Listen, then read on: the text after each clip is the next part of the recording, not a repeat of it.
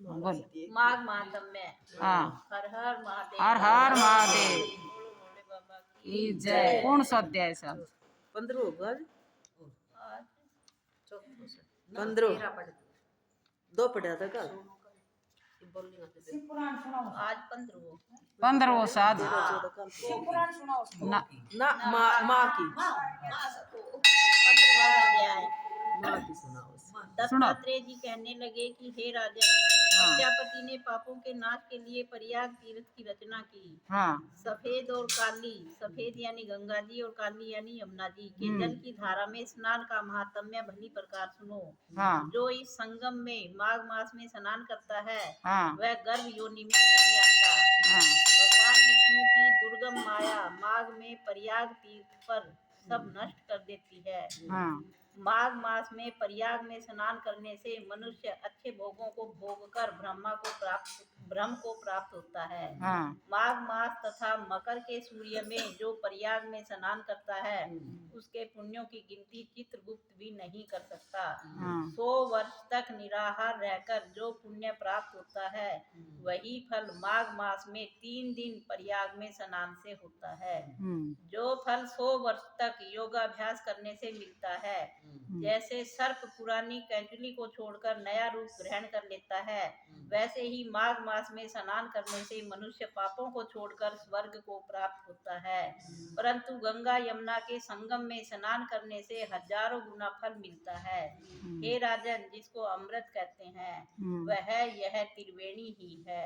ब्रह्मा, शिव, रुद्र, आदित्य, मरुदगण, गंधर्व, लोकपाल, यक्ष, गुह्यक, किन्नर, अणिमा आदि गुणों से सिद्ध तत्वज्ञानी ब्रह्माणी, पार्वती, लक्ष्मी, सती, नैना, दीप्ति, अदिति, संपूर्ण देव पत्नियां तथा नागों की स्त्रियों घृतांची, मेनका, उर्वशी, रंभा, तिलोत्तमा, अप्सरा गण और सब पितर मनुष्यगण, कलयुग में गुप्त और सतयुग आदि में प्रत्यक्ष सब देवता माघ मास में स्नान करने के लिए आते हैं। इन दिनों माघ मास में प्रयाग में स्नान करने से जो फल मिलता है, वह ईश्वर ही कह सकता है। मनुष्य में कहने की शक्ति नहीं है। हजारों अश्वमेध यज्ञ करने से भी यह फल प्राप्त नहीं होता। पूर्व समय में कांचन मालिनी ने इस स्नान का फल राक्षस को दिया था और इससे वह पापी मुक्त हो गया था। हर हर महादेव। हर हर महादेव। और पढ़ लो दूसरो कितना पढ़ो। दूसरो 16वां अध्याय। कार्तवीर्य कहने लगा कि हे भगवान, वह राक्षस कौन था और कांचन मालिनी कौन थी? उसने अपना धर्म कैसे दिया और उनका साथ कैसे हुआ? हे ऋषि, अत्रि ऋषि की संतानों के सूर्य, यह कथा सुनाकर मेरा कौतूहल दूर कीजिए। तब दत्तात्रेय जी कहने लगे कि हे राजन, इस पुरातन विचित्र इतिहास को सुनो। कांचन मालिनी नाम की एक सुंदर अप्सरा थी, जो माघ मास में प्रयाग में स्नान करके कैलाश पर जा रही थी। तब उसको मार्ग में जाते हुए हिमालय के कुंज से एक घोर राक्षस ने देखा। उस सोने जैसी तेज वाली, सुंदर कटी वाली, बड़े बड़े नेत्र वाली, चंद्रमुखी, सुंदर केश और पीन पयोधर वाली सुंदर अप्सरा को देखकर उस राक्षस ने कहा कि हे सुंदरी कमल नयनी, तुम कौन हो और कहाँ से आ रही हो? तुम्हारे वस्त्र और वेणी भीगी हुई क्यों हैं? तुम आकाश मार्ग से कहाँ जा रही हो? और किस पुण्य के प्रताप से तुम्हारा शरीर ऐसा तेजस्वी और रूप ऐसा मनोहर है? तुम्हारे गीले वस्त्र से मेरे मस्तक पर गिरे हुए एक बूंद जल से मेरे क्रूर मन को एकदम शांति प्राप्त हो गई। इसका क्या कारण है? इस जल की क्या महिमा है? तुम बड़ी शीलवती प्रतीत होती हो, इसका कारण मुझसे कहिए। अप्सरा ने कहा कि हे राक्षस, सुनो, मैं काम रूपणी अप्सरा हूँ। मैं प्रयाग में संगम से स्नान करके आ रही हूँ, इसी से मेरे वस्त्र भीगे हैं। अब कैलाश पर जा रही हूँ, जहाँ पर श्री शिव निवास करते हैं। त्रिवेणी के जल से मेरी सब क्रूरता दूर हो गई, जिसके पुण्य के प्रभाव से मैं इतनी सुंदर और पार्वती जी की प्रिय सखी हुई। सो आश्चर्य देने वाला उदाहरण मुझसे ब्रह्मा जी ने कहा था, सो सुनो। मैं कलिंग देश के राजा की वैश्या थी, रूप लावण्य और सुंदरता में अपूर्व थी। मेरी सुंदरता पर सारा नगर मोहित था और मैंने अनेकों प्रकार के भोग भोगे। अनेक प्रकार के वस्त्र और आभूषणों की घर में कोई कमी नहीं थी। कई कामी पुरुष आपस में स्पर्धा ही से मृत्यु को प्राप्त हो गए। इस तरह उस नगर में बड़ी सुंदरता से यौवन व्यतीत हुआ और मैं वृद्धावस्था को प्राप्त हो गई। तब मेरे मन में विचार उत्पन्न हुआ कि मैंने अपनी सारी आयु पापों में ही व्यतीत कर दी। धर्म का कोई कार्य, दान, तप, यज्ञ आदि नहीं किया, शिव या दुर्गा की आराधना नहीं की, न कभी भगवान विष्णु का पूजन किया। इस प्रकार अशांत चित्त से मैंने एक ब्राह्मण की शरण ली, जो वेदों का ज्ञाता और ब्रह्मनिष्ठ था। मैंने उनसे पूछा कि मेरा निस्तार किस प्रकार हो सकता है।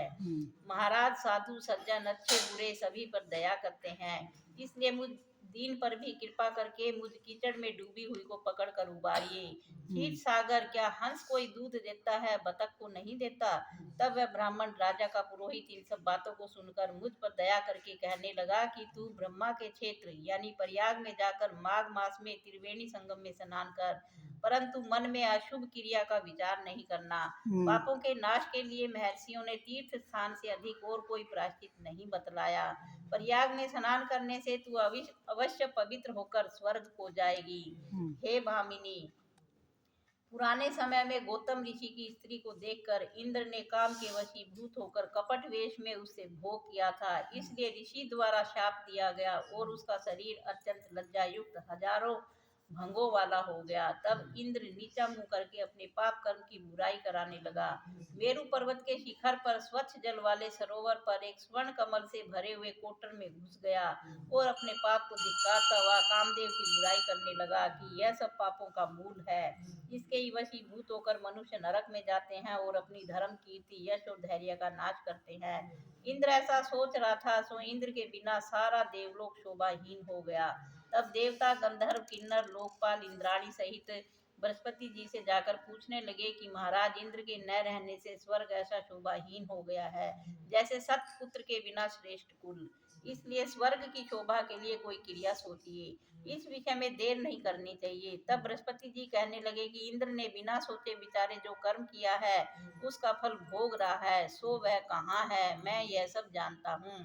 फिर गुरुजी ने सबको साथ लेकर स्वर्ण कमलों से युक्त बड़े सरोवर में इंद्र को देखा, जिसका मुख मलिन और आंखें बंद थी। तब इंद्र ने बृहस्पति जी के चरणों को पकड़कर कहा कि इस पाप से उद्धार करके आप मेरी रक्षा कीजिए। तब बृहस्पति जी ने इंद्र से कहा कि प्रयाग में स्नान करने से ही तुम पाप मुक्त हो जाओगे। तब इंद्र सहित सबने ही प्रयाग में जाकर संगम में स्नान किया और त्रिवेणी स्नान से इंद्र पाप मुक्त हो गए। तब बृहस्पति जी ने इंद्र को वरदान दिया कि तुम्हारे शरीर में जितने भग हैं सब नेत्र हो जाएं। तब इंद्र ब्राह्मण के वर से 1000 नेत्रों से ऐसा सुशोभित हुआ जैसे मानसरोवर में कमल शोभायमान होता है। हर हर हर हर महादेव। महादेव।